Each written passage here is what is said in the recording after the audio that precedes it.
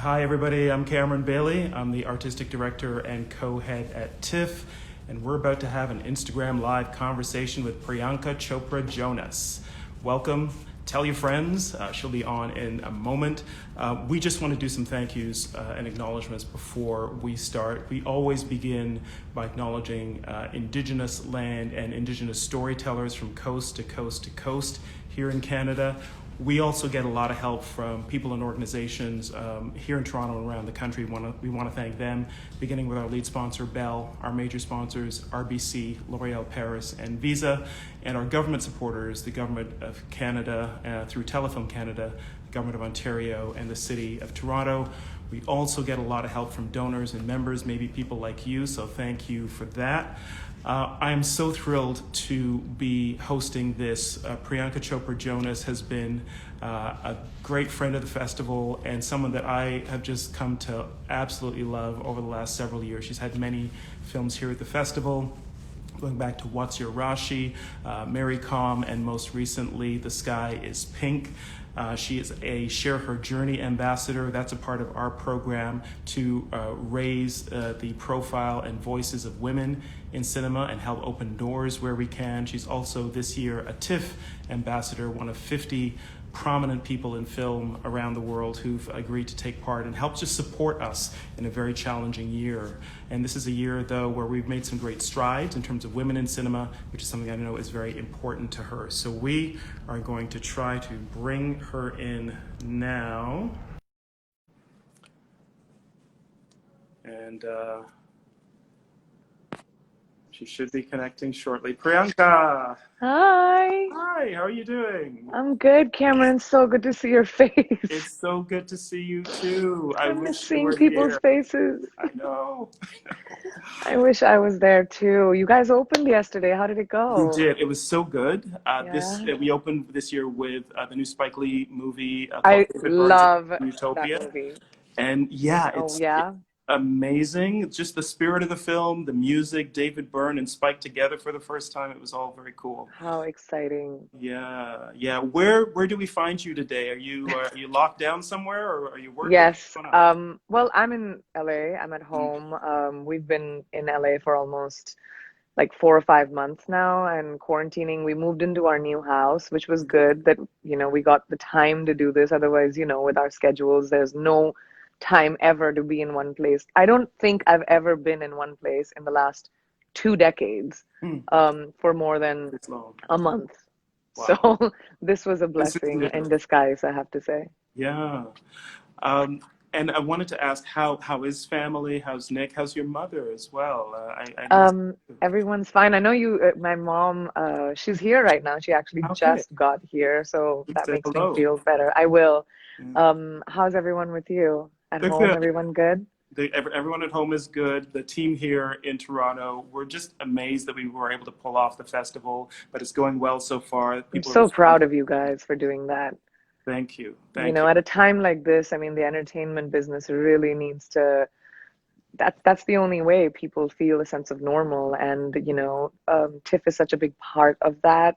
Especially for me, I feel very close to the festival, because I've been a part of it for such a long time, known you for such a long time, and I just think it's so great what you guys are doing with, Share Her Journey, and the fact that this year you have 45%, right, Right. that are Films directed, directed. co-directed by women. I Yes. mean, come on, come Well, on, we're thrilled everyone, with that. take notice. Yes, and our programming team has been out looking for the best films we could find. This year we found some remarkable films by women. It's a smaller selection this year, but Mhm. that's actually given us some freedom just to make the choices of films we absolutely love. So that's been good. I That's wanted to go great. back and ask you a little bit about your time when you come into Toronto and just any memories you have. I've got some memories of the Mary Com year especially, which was kind of Yeah. insane because you had to fly in and then out right away. I came in But for 4 hours. that's right. I landed, went to my hotel room, got dressed, came to the premiere, did you and I talked, and then went straight to the airport in my gown. and And changed it was in the quite a bathroom. gown And it too. was a large gown. Yes. And people were looking at me weird when I landed at the airport. They were like, why is this girl running in a white gown? It was Hmm. so funny. Oh, amazing. But I have so many, amazing memories of TIFF. My favorite part of TIFF, honestly, is one, the global representation that you guys have at this festival. I mean, you consider movies from all over the world, and I've seen you, especially when you come down to India, you watch every movie yourself. Your team is so on it. You guys actually have a real perspective on cinema from every part of the world, and you have such an amazing representation and a slot of amazing movies to watch. So I love that. I love the fans. I love the feeling of Toronto, how much the Toronto audiences, they have like this thirst for global entertainment, and you see that reflected in the festival, how people throng to support the festival, so much love that they give. And Toronto's love for the arts, I think, is so reflective in TIFF. So those are like all of my favorite things, especially like the Q&A that you and I did. During the Share Her Journey conversation. That was another Yes. favorite one of mine. So many amazing memories. I remember in that conversation, we talked a lot about how important it was for you that you and other women have decision-making roles in the Mhm. film and TV industry, not just as actors, but as producers, executive producers. You've been doing this for a while now. You have your own production company. I want to hear a little bit more from you about why that's important to you. And also, you've got a new project that you're working on with Ava DuVernay and Ramin Barani, who are two of my favorite filmmakers as well. I want to hear about that one too. It's such an exciting time, I guess, for me as well. I think I took a page out of the leaf of a lot of women that I admire, and I was tired of, having to look for content that I wanted to be participating in. And I admire a lot of female actors like Mindy Kaling, Kerry Washington, Lena Waithe, Reese Witherspoon, people who've just taken charge of their lives, created their own content, and are making it. And I think in a in a world where we need female representation in such a big way, we need representation and inclusivity outside of skin color and based on merit is women of color in leading parts, women behind female producers, women behind the camera specifically. All of that is so important. We have such a long way to go. You can see a lot of people making large strides, but in Hollywood and everywhere around the world, I think females need to be pushed into, roles of powerful roles, and that's the only way to be able to get to the place where we want to get, which is equal payment and pay parity, gender equality, and being able to watch cinema, which represents us truly, because women are such a large part of that. And to see you guys doing that in such a big way and championing that is so great. And The White Tiger is I'm very excited about it. That's the name of the movie. Ava DuVernay just came on board as an EP. I'm an EP on it. Ramin Barani is a director that I've admired. In fact, I actually, it's really funny, but I may have stalked him for this movie. You're willing to confess that here. I will confess it. I had read the book, The White Tiger, about a decade ago. It was such a prominent book at that time when I read it, and it really affected me and the way I saw the world around me. And this is when I was living in India. And it may be a story that's based in India, but it really is about, ambition, and especially ambition in societies or in stratas of the world where you're not supposed to have ambition, where you're just supposed to live life the way you're supposed to, and poverty and what hunger does to someone. And it's such a compelling movie. And I didn't know Ramin at that time when I read the book, because the book was dedicated to Ramin. And when I found out that this movie is being made, I actually called my agents and I said, there's no world in which I'm not a part of this movie. I know there's not a massive female part, but like I have, if it's being made, I have to be part of it. So I met Ramin thrice. I even auditioned for the part. I begged them to let me be EP, Really? Come on. You and have to I beg? did it. I can't believe that.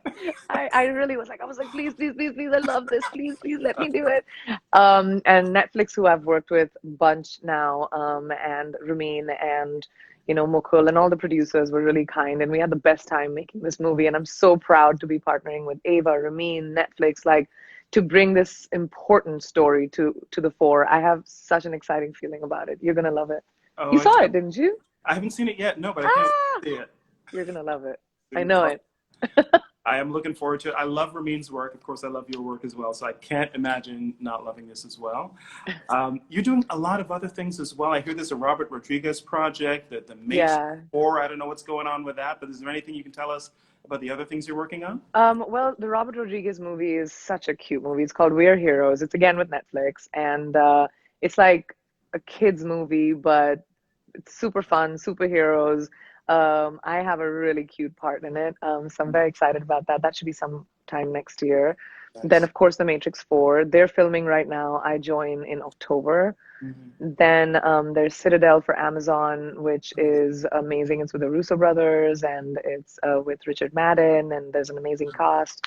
We're going to shoot it in Europe somewhere, hopefully next year in a very COVID safe environment as Mm-hmm. we're filming everything else. But it's a really exciting time with my first look deal at Amazon. We're developing and producing a bunch of really cool content for next year.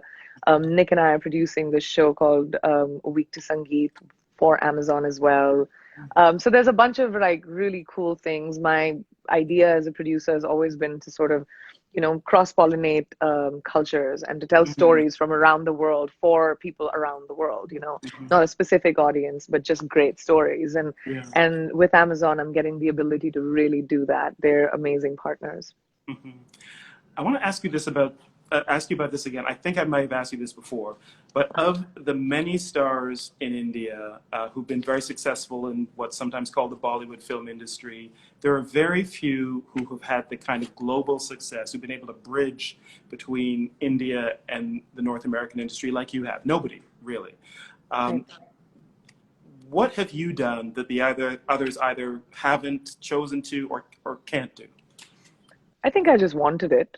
Mm-hmm. I think a lot of Indian actors are extremely happy in, the industry that Bollywood is, which is one of the largest and is probably the largest Yeah. producing industry in the world, the Indian film industry, and supremely powerful with audiences around the world. And I mean, look, it takes a lot after the thing that I did was after about being an actor for 10, 11 years in India, I had to walk into rooms and introduce myself. And, Mm-hmm. I had to talk to people and say, I know you don't know me, but this is my body of work and this is what I want to do. And it takes a lot of pounding the pavement. And I had to take a massive risk by, taking a step back from Hindi movies, investing my time in the US.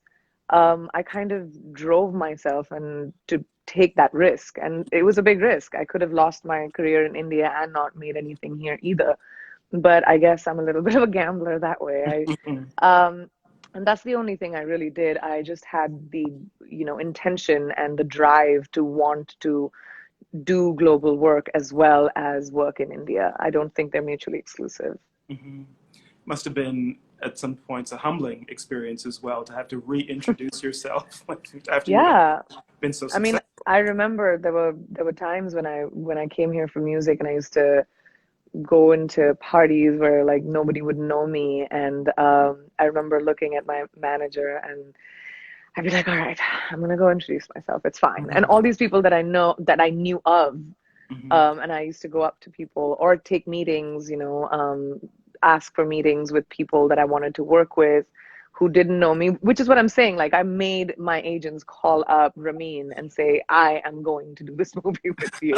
Unless you think I suck, I'm going to be a part of this. And I think it just takes that ambition, drive, and, going behind your dreams, knowing that there could be a big chance of failure, but you just got to push it. So I don't know. I feel like it's a massive risk, but what I really want to do with my production house, which is called Purple Pebble Pictures, is create opportunity where it doesn't have to be the fight that I had to make. Mm-hmm. So if we have enough parts for people from South Asia, from outside of the normal demographic of what people see on entertainment, that's what I want to do. I want to create enough opportunity that, people may not have to do the pounding of the pavement that I did. It would be my honor to be the shoulders on which the next generation of actors from around the world can stand on, and that's really, really my drive with my company. Mm-hmm. It's not And just for, like, most of the material that I'm producing, I'm not even starring in. It's for, it's creating opportunity for other people. I want to influx Hollywood with talent from around the world. I like it. I like it. You're taking over. Um, when you look at what is happening now in Hollywood with films, with TV shows that are being made by a much more diverse range of creators, does that give you hope? Do you feel like the work that you and others are doing is actually having an impact now? 100%, Good. 100%. I think the conversation is larger, the conversation is louder, but obviously there's so much more to do. There's so much more that can be done. We have to actually, the way I see it is, feminism needs men. It needs men. My husband is a feminist. My dad definitely was one. But we need people around the world to recognize that women are 50% of the world's population, and we need to be represented in every industry like that, including entertainment, especially at the rate it's being consumed. And there are so many incredible female filmmakers, writers, producers, actors from around the world that need to be, the doors need to be opened up. And what gives me hope is I see so many people doing that. I see so many people actively seeking, the right kind of casting, casting appropriately, and, being very sensitive about who should be writing a story. If it's, like, there's this one movie that I'm developing with a couple of other co-producers, and it was a female-driven movie, and the conversation came up. One of our writers is a man, and he was going to direct, and he said, as the movie's turning out, I think we need a female director in this movie, and he stepped back. And that to me was so amazing to see, in Hollywood, where he's like, I can, but I think it'll be better told with a female director. And I was so excited and proud to be a part of that shifting narrative, because when I joined movies 20 years ago, I was really told that girls are interchangeable in movies, like, if you don't do it at the remuneration that we're offering you, if you don't, figure out your schedule according to your male co-actor, then somebody else will do it. That was, and I like it. It was such a struggle that really stuck with me for a very long time. It made me feel very devalued. And I told myself when I walked out of that office, I was like, that's what I'm going to be. I'm going to be irreplaceable. And, I worked very, very hard to try and achieve that. Mm-hmm. And now you are. Well, Um, sometimes. uh, Sometimes you have to call people and say, please, please, please, please, please. Please, please, please. I want to ask you about the Indian industry. I know you're working, largely in Hollywood now, but the things that you're talking about in terms of being told you were replaceable, you were interchangeable back in the day, there has been a bit of a sea change in the Indian industries as well, having to do with feminism being really pushed forward and more people responding to that, with cases of sexual harassment coming out in the open where they hadn't before. How hopeful are you for the change that's happening in the industry back home as well? Well, it's wonderful to see. From the time I started working to the time I started doing female-led films, and now to see female-led films actually make box office successes, and the fact that there are audiences that are going to watch movies, and just because they're good movies and not female-centric. I love the fact that there are filmmakers that are coming out, like Gauri Shinde, like Zoya Mm-hmm. Akhtar, who have come into the fore, Rima Katgi writers, and are writing cinema, Riya Kapoor, like really amazing female producers and, creators. And to see that and to see them being honored in the film industry, it's a big journey. And it's so nice to, have been a part of it from the time I started to where I am today, the change that I've seen in the film industry, which was predominantly catering to the patriarchal side of it, and to Right. now where it's so inclusive, especially people from writers, directors, people from outside of the industry circle, like the next generations. There are so many people who are coming from outside of just Mumbai city, or outside of that generational Mhm. um, ties that used to exist in Bollywood. And it's so wonderful to see so many incredible talented people, especially writers, coming in and Mhm. creating content which is so different. I'm sure you've noticed it too, from the Absolutely. time you started seeing Indian cinema to now. Yeah, it feels like there's been a whole change. The films feel like they're more international, that there's a wider Yeah, range of voices coming in, some fresh perspectives as well. And also that idea of the hero, the yeah, hero being the center of all the big commercial films. That's been challenged by some it's films so like, much. Yeah. yeah, which is a great thing to see as well. I want to hear a little more about your life now in LA, and I'm especially interested. You're talking a lot about the work that you're producing, but what's feeding you? What are you watching and listening to and reading that's kind of feeding the creativity that you're bringing to your work? Well, the one good thing that came out of quarantine was I finished my memoir. Oh, you have a memoir coming. Yeah, I have a memoir coming next year, with Penguin Random House, and I called it unfinished 2 years ago, and it remained unfinished because I never had time to write it. I know.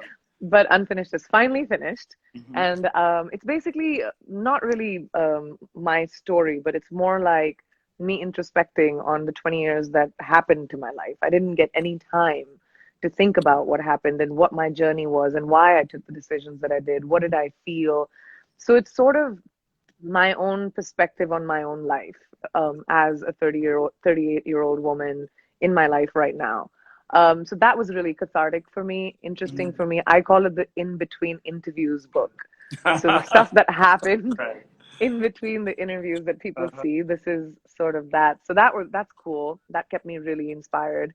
I've been watching a lot of cool stuff too. I think, a couple of fun things that what was fun to watch. I loved watching The Five Bloods, oh the Spike yeah. Lee movie. It was so Hmm. good. I actually really loved oh my gosh, the Hamilton musical that came. I Yes. loved watching that. I Mhm. loved The Gentleman. I Mhm. even loved did you watch Palm Springs? I haven't. No. It's No. so Is it good? fun. It Yeah. was really fun. And Okay. I've actually it's been such a like kind of crazy time that every morning you wake up and I look on the internet and I'm reading the news and I'm like, okay, what happened while I was asleep? Mm. It's become sort of like every day you wake up and with this ominous feeling that something is going to go wrong, or we're going to read about something that's happening which is not, it's adverse or is bad. Um, so I've been having a lot of anxiety. So I watch a lot of fun stuff as well. But like the new Bill and Ted, that was really I fun. hear it's hilarious. Yeah. I loved it. It was so good. I was like laughing out loud. I really needed that. Wow. So there's been some really cool stuff that's come out right now. I guess everyone needs entertainment. Yeah, definitely. Speaking of Bill and Ted, I imagine there's not much you can tell us about The Matrix 4 in Not at terms of all. Can you role or imagine who the roles. gag order of that one? No. Yes. No, nothing. I'm Okay. not allowed to mention anything Anything at all. Okay. except the fact that I'm in it. That's it. Right. Okay, that's good. I have a great memory of actually, I happened to be in Australia in 1998, a million years ago, and I was taken out Man. from the film festival there to visit a set. And they were shooting a movie. They just told me it's a Keanu Reeves movie. I can't tell you much more. And it was The Matrix. It was the first movie I. Wow. And they were doing the dojo scene, him and Larry Yeah, Fishburne, yeah, yeah. and it was unbelievable. And then, of course, when it came out, became this whole huge phenomenon. I've seen that movie. I can't tell you how many times. So I'm Oh, I very can't excited wait for you to to see be in the this next one. one. It's Yeah. really good. I mean, Lana is such an incredibly creative and insightful director that it was so wonderful to work with her. I'm very excited to get back on set. I'm actually generally just very excited to get back on set. I'm Hmm. also kind of scared. I won't Yeah. lie. I So, don't know what this yeah, new what do you think world. in terms of the precautions that are in place now? Are you comfortable with what life on set is going to be like? I haven't been, so I don't know. The only we've shot a couple of things just at the house, and I know that we have to have a very small crew. Everyone has to maintain 6 feet of distance from each other, always gloved up, PPE fully. And even with 5 people, it kind of feels scary, even with the Mhm. rapid testing and Mhm. everything that uh, sets are doing. I think the only way to really do it is to create that bubble where no one leaves till you finish. But I'm kind of, I don't know. It's a really different world. Traveling is something which I keep thinking about. Um, my husband is a type 1 diabetic and I am asthmatic. So it's like, you think about what the possibilities of that could be. But it's a very scary thought. And I mean, as much as I'm excited about going back on set, I'm also concerned. Mhm. Understandably so. Well, you're safe at home for now, and I Yeah, hope the for fires now. aren't close to you at all. No, it's so bad, but it's so terrible, Cameron, to see Yeah. the skies look like Mars right now. Yeah. If you look outside, it's so horrible. And, people are working above our house. We see almost every day helicopters just flying back and forth, trying to, douse out the fires. But you can see it from our house. It's just horrible to see. Mhm. Yeah. Well, stay safe, You and I too. hope you keep well. I can't wait till the time comes that you can come back to Toronto with a I new project. know. I know, and this time not for like 4 hours. I'm gonna Yes, come for a couple of days, take some and I want time. to watch the movies this time. Yes, that would be good. Yeah, It's been such a pleasure speaking with you again, Priyanka. I really so appreciate good it. to speak to you too, Cameron. So nice to see your face. Yes, That yours makes me too. so happy. All Uh, right, thank you for making my day, and uh, thank you to everyone else who was watching. I hope we were entertaining. so it's Give Tiff, always going to be great to see you. So thank you. thank you. Please give Tiff a Take lot care. of love, guys. Thank you, Thanks. Cameron. Bye. Bye.